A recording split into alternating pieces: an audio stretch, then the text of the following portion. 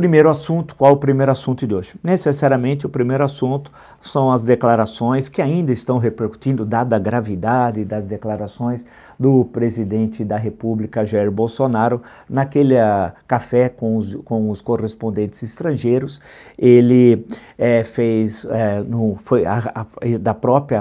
próprio canal oficial do governo federal, vale destacar, vazou lá um vídeo de 22 segundos, né, que foi postado em todo lugar, em que ele está conversando com o Onyx Lorenzoni, que está à sua direita, da Casa Civil, e faz referência desairosa sobre os nordestinos, usando formas pejorativas, falando assim, os governadores de Paraíba, não é da Paraíba como ele tentou mentir, que ele é mentiroso. Ele falou governadores de Paraíba no sentido de governadores de nordestinos. E aí faz a crítica e cita nominalmente, faz a referência ao estado do Maranhão, ou seja, entende-se ao governador Flávio Dino, né? Dizendo, para esse não vou dar nada, como se o exercício da presidência da República fosse dar ou não dar algo como alguém, como se ele fosse um imperador absolutista, né? E não nós vivêssemos num Estado democrático de direito sob a égide da Constituição de 5 de outubro de 1988. Portanto, não cabe ele dar ou não dar nada, cabe ele cumprir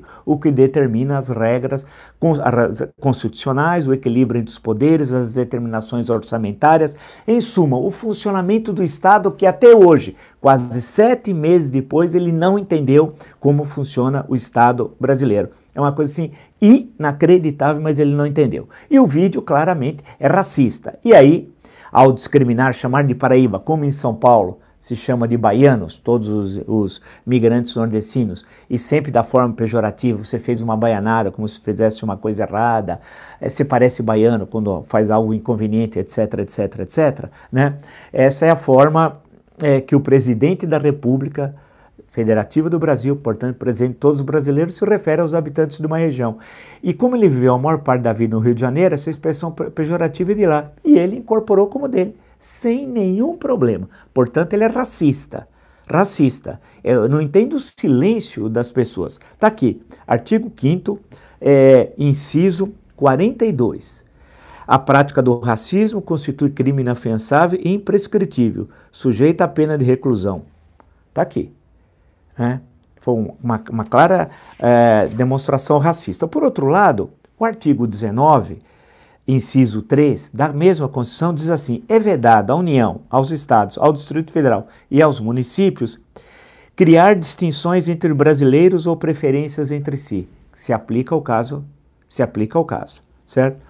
Então, é o segundo crime em relação à Constituição. Terceiro, o caput do artigo 37. A administração pública, direta e indireta de qualquer dos poderes da União, dos Estados, do Distrito Federal e dos municípios obedecerá aos princípios de legalidade, impessoalidade, moralidade, publicidade e eficiência. Ou seja, a impessoalidade mostra que você governa para todos. Ou seja, é o seu terceiro. Quando eu falo crime, entenda-se, ele está violando a Constituição. Crime tem de ser entendido de algo que viola a Carta Magna, assim como se fosse violasse o Código de Processo Penal, o Código de Processo Civil, não importa. No caso aqui, é a Constituição, né? Não pode um presidente da República, numa fala só, cometer 3 crimes constitucionais. É inaceitável, né? Ele tentou consertar, dizendo que falou governador da Paraíba. Não, governadores de Paraíba. Aqueles governadores de Paraíba, ou seja, governadores nordestinos. Foi isso que ele disse. E recebeu a resposta de todos os governadores, de artistas da região, das pessoas, da cidadania, e até de um general, que ele chamou o general de melancia, o general da reserva. Melancia. Melancia é uma expressão muito antiga, que não se usava, fazia tempo que eu não ouvia isso daí. É uma coisa muito arcaica da época da Guerra Fria ainda. Ele ainda está na Guerra Fria. Para o Jair Bolsonaro não caiu o muro de Berlim. Ele falou, isso aí é melancia. O que é melancia? Verde por fora, brasileiro, entenda-se, e brasileiro democrata, essa seria a leitura, e vermelho por dentro, ou seja, é comunista. Dizendo ao general que falou para ele, olha, o que você fez não é correto, né? Então a questão que se coloca é que esse problema que ele próprio criou, note, ele próprio criou, amanhã vai ter uma repercussão terrível. Em Vitória da Conquista vai ser inaugurado o aeroporto. O aeroporto leva o nome do Glauber Rocha, nascido lá, célebre cineasta, importantíssimo do cinema novo brasileiro. Certamente o Jair Bolsonaro não sabe quem é o Glauber Rocha, nunca viu um filme do Glauber Rocha, não tem a mínima ideia de quem seja o Glauber Rocha. Ele, né, se perguntar para ele alguma coisa, perguntem quem está lá. Se eu estivesse lá, eu perguntaria. Pergunte, não entre naquele jogo, perguntem para ele, o senhor sabe quem é Glauber Rocha? O senhor sabe de quem está sendo falado, etc. Tal, porque ele está na Bahia, terra de João Gilberto, né? Que nasceu em Juazeiro, só que Juazeiro fica às margens do São Francisco, lá no norte, do outro lado é Pernambuco, Petrolina. Morreu João Gilberto, o que ele fez? Silêncio. MC Reaça, aquele que massacrou a sua namorada que estava grávida, deu uma surra tão grande que ela ficou internada dias e dias no hospital e depois suicidou. Para esse, ele dedicou um Twitter muito choroso, etc. tal, sobre o suicídio do rapaz, dizendo que ela era uma referência para todos os brasileiros. O MC Reaça é referência. O João Gilberto, que colocou o Brasil no mundo, no panorama da música, a bossa nova, não representa nada. O Glauber Rocha é mais ou menos da mesma geração. Mais ou menos da mesma geração, era um pouco mais novo que o João Gilberto, mas era a mesma geração. E o aeroporto leva o seu nome. E por que nós estamos falando de Vitória da Conquista? Porque vai ter uma inauguração e o governador da Bahia convidou o presidente da República, só que o convidado resolveu mandar na festa. Mandar na festa, falar, não, eu vou determinar onde vai ser a festa. Ou seja, num recinto fechado. E com ele determinando quem seria convidado, não. Ele quem? O convidado. Não o dono da festa, que era o governador da Bahia.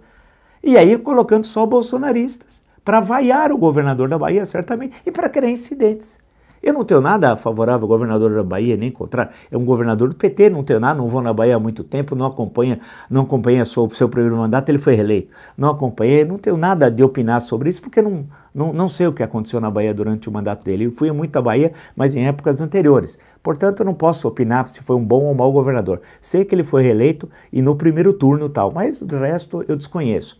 O governador da Bahia falou, não vou comparecer, porque numa reunião fechada montada é uma armadilha, não era um ato público, aberto, nada disso tal.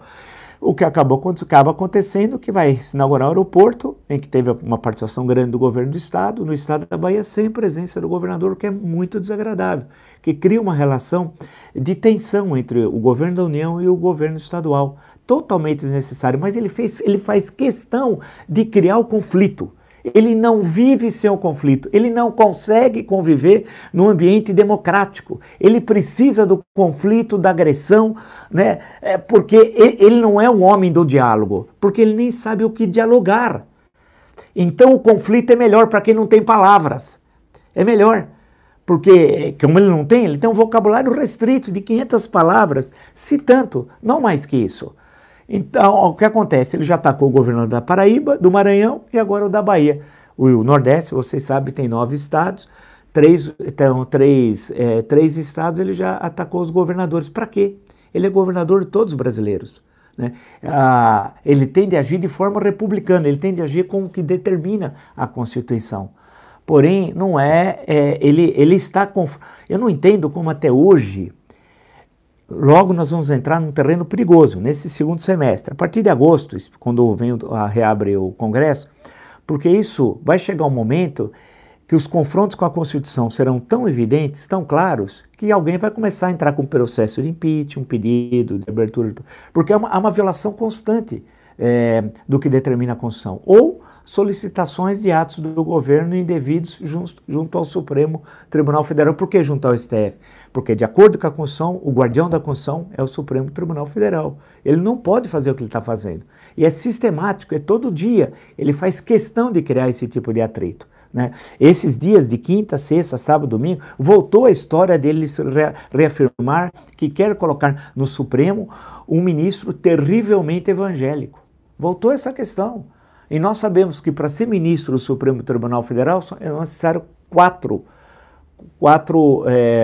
pontos essenciais, né? Ser brasileiro nato, ter mais que 35 e menos que 65, reputação ilibada e notável saber jurídico. É isso. Não existe ser terrivelmente evangélico como quinto. nem ser terrivelmente católico, terrivelmente budista, terrivelmente hebraico, terrivelmente, não interessa, muçulmano, umbandista, isso não existe. Ele está violando novamente a Constituição. Ele está violando novamente a Constituição. E mais, algo que nós já tínhamos cantado a bola para vocês, que ele não nomearia Sérgio Moro. Ou seja, Sérgio Moro está fora, não sei se vocês perceberam. Essa vaga será ou seria de Celso de Mello em novembro de 2020. O Sérgio Moro caiu fora, está fora. É o terrivelmente evangélico que vai ser, que a gente não sabe, que é uma categoria nova, violando a Constituição. Então há uma sucessão de declarações do Bolsonaro de inconveniência, ele é uma pessoa vulgar, né? Isso é inconveniente, né? E só diz bobagem, ele parece a Magda do Planalto, aquela célebre personagem de uma série de televisão do Sai de Baixo, é igualzinho, porque ele só diz bobagem, é inacreditável.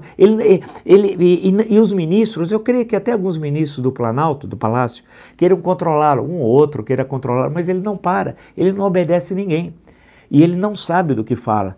E ele não tem um background, ele não tem uma cultura que permite ele falar de improviso sobre nada, né? Sobre nada, ele não consegue falar, porque ele nunca citou um livro, até hoje, nunca citou um filme, nunca citou uma peça de teatro, nunca citou um intelectual brasileiro, nada, um pensador, nada, uma ideia clássica de interpretação do Brasil, nada, ele não falou nada até hoje. Nada de uma referência cultural brasileira, nada. Há 7 meses ele só disse bobagens. É inacreditável. E repetindo sandice, e fingindo que é cristão. Como agora no fim de semana. Foi lá outra vez.